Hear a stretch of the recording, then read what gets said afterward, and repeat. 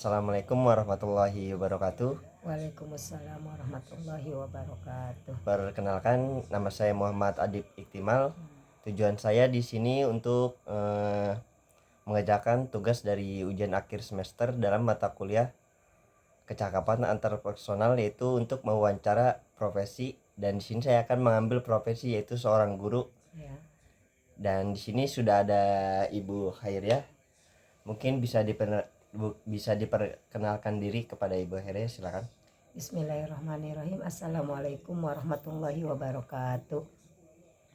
Nama saya Ibu Khairia, kebetulan seorang pendidik di Sekolah Dasar SDN Plamboyan dan saat ini bertugas ngajar di kelas 3. Baik. Wah, mungkin untuk selanjutnya ada beberapa pertanyaan dari saya, yaitu yang pertama, apa latar belakang atau motivasi terbesar Ibu sehingga memilih profesi sebagai seorang guru SD sebagai jalan hidup? Mungkin pada awalnya karena cita-cita waktu masih kanak-kanak, masih di sekolah itu pas nulis cita-cita jadi guru agama, dan alhamdulillah pernah pertama awal mulai mengajar itu pas ngajar di TPA di tahun 1990 itu mulai ngajar ke TPA. Nah dari situlah makin tambah senang dalam hal mengajar dan mendidik anak-anak seperti itu. Akhirnya tertarik terus mencoba untuk kuliah di PGTK dan lanjut ke PGSD. Akhirnya alhamdulillah dapat dinas di SDN Plamboyan. Oke, jadi seperti itu ya. Ya. Oke, lanjut. Nah, bagaimana sih cara menghadapi anak-anak usia SD yang tidak tentu mudah? Nah, gimana sih cara Ibu membangun komunikasi awal yang efektif agar siswa merasa nyaman dan percaya di hari pertama sekolah? Ya, untuk awalnya kita kasih pendekatan dulu karena memang sama awal itu kita belum kenal sama murid-murid.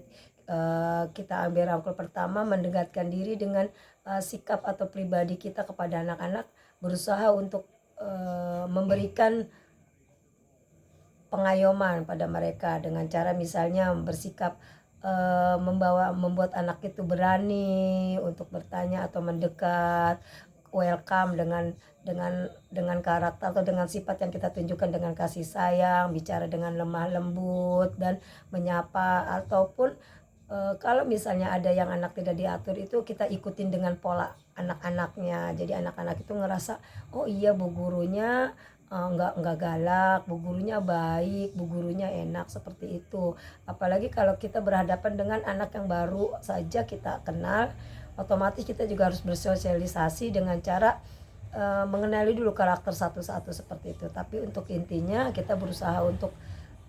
saya berusaha untuk mendekatkan dirinya itu dengan cara merangkul mereka, menunjukkan kasih sayang kepada mereka semua. Kalau mereka merasa nyaman kepada gurunya, insya Allah nanti anak-anak juga akan dekat dan mulai berani atau merasa nyaman sekolah, pasti mereka juga akan bisa tertib dan bisa tenang dalam diajarin. Oke, jadi seperti itu ya Bu ya, cara Iya. untuk efektif siswa merasa nyaman. Nah, dari setiap anak kan memiliki karakter, kebiasaan, Iya, dan latar belakang yang berbeda ya Bu ya. betul. Nah, bagaimana sih strategi Ibu untuk merangkul keberagaman karakter anak di dalam satu kelas itu? Ya, kalau keberagaman untuk merangkulnya itu kalau misalnya sudah kita lama dengan sistem, biasanya kita ngerangkulnya itu dengan cara pembagian kelompok. Oh iya, jangan kita kumpulkan dengan anak yang aktif sama yang aktif, tidak, kita aktif dengan yang pendiam biar supaya sosialisasinya semua jadi masuk. Dan kita butuh saya sebagai guru itu punya lebih ekstra ke anak-anak yang aktif itu. Dalam hal ini kita pelatihannya kita lebih itu karena takutnya mengganggu ke anak-anak yang lain seperti itu. Dan biasanya kalau anak-anak yang aktif itu, kalau saya itu biasanya saya taruh di depan yang lebih lebih dekat saya itu biar supaya saya ngawasinnya lebih gampang seperti itu. Oke. Nah, untuk tantangannya ada nggak sih Bu, kira-kira apa tantangan terbesar yang pernah Ibu hadapi selama mengajar, baik dari segi kurikulum maupun perilaku siswa? Nah, dan untuk itu bagaimana cara Ibu menghadapinya? Kalau dari kesulitan yang terbesar itu adalah dalam hal murid misal, karena kami adalah ngajarnya, saya ngajarnya di SD umum, kalau di SD umum itu kan dari karakter anak dengan kemampuan yang bagaimanapun harus diterima. Contoh misalnya kebetulan ada anak ABK mendaftarkan ke SD umum itu nggak bisa kita tolak. Sedangkan kalau di SD yang umum seperti itu, kita murid itu kan pasti melebihi dari 25 dengan awasan cuma hanya sepegang satu orang guru. Nah, di situ merasa ada merasa berat beban yang memang dibilang permasalahan yang sangat besar, karena dalam satu kelas pasti aja ada anak yang ABK, apalagi ABK-nya itu memang benar-benar yang semacam ABK yang ada hiperaktif, ada yang Down syndrome, ataupun ada yang kalau dibilang itu anak inquiry yang memang kebutuhan khusus. Nah itu yang sangat ngerasa kita benar-benar ekstra, dan itu sangat sulit kita menghadapi di dalam satu kelas yang bercampur dengan anak yang biasa, yang kebetulan mereka juga butuh perhatian juga dari saya sebagai guru dalam satu kelas itu, seperti itu. Dan untuk kurikulum, kalau sekarang itu menurut saya itu kurikulum yang sekarang itu adalah kurikulum yang kadang-kadang lebih efektif, karena memang media sosialnya juga sudah begitu maju gitu, sudah mengikuti sesuai dengan kurikulum. Tapi kadang-kadang kendalanya itu karena kita ngajarnya di kelas yang rendah, sedangkan di kelas rendah itu anak pola baca, terutama dalam hal membaca itu banyak yang belum pada bisa baca. Nah itu untuk penargetan baca itu, kurikulum dibaca itu sekarang kurang gitu, seperti itu. Karena di situ itu ada yang namanya, pertama itu anak sebelum masuk itu ada pembelajaran membaca lah ibaratnya itu, tapi di situ nggak efektif juga buat menangani anak-anak yang terutama mengikuti kurikulum yang berdasarkan kurikulum itu, karena pelajarannya itu anak yang ketinggalan itu jadi benar-benar sangat tertinggal gitu. Oke, baik. Nah, mungkin untuk pertanyaan terakhir nih ya. Apa sih pesan nilai hidup atau nasihat terbesar yang ingin Ibu sampaikan kepada generasi muda, khususnya bagi mahasiswa, terkait pentingnya keterampilan komunikasi di dunia kerja nanti?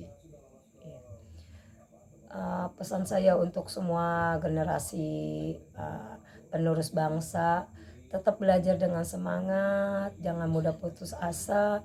Terus apapun yang dihadapi itu harus dengan tenang dan kesabaran.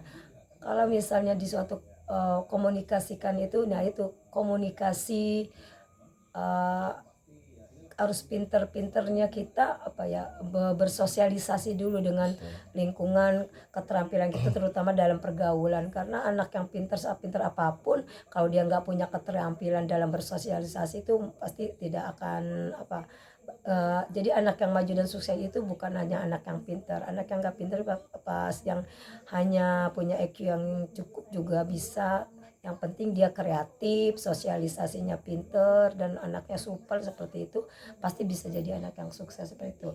Jadi kalau misalnya jadi anak yang untuk maju itu ya satu itu, jangan mudah putus asa, jangan suka menyerah, dan apabila ada sesuatu masalah itu harus diselesaikan dengan kepala dingin dan kesabaran, jangan menggunakan emosi seperti itu.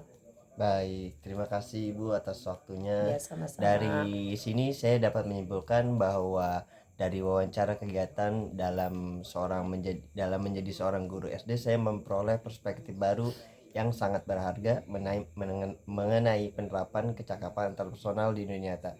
Karena kita tahu di dunia guru SD ini pasti penting untuk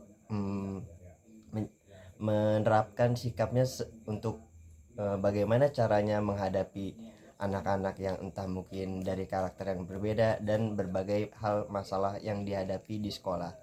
Baik, mungkin cukup sekian dari saya. Kurang lebihnya mohon maaf. Wassalamualaikum warahmatullahi wabarakatuh. Ya, waalaikumsalam warahmatullahi wabarakatuh. Terima kasih.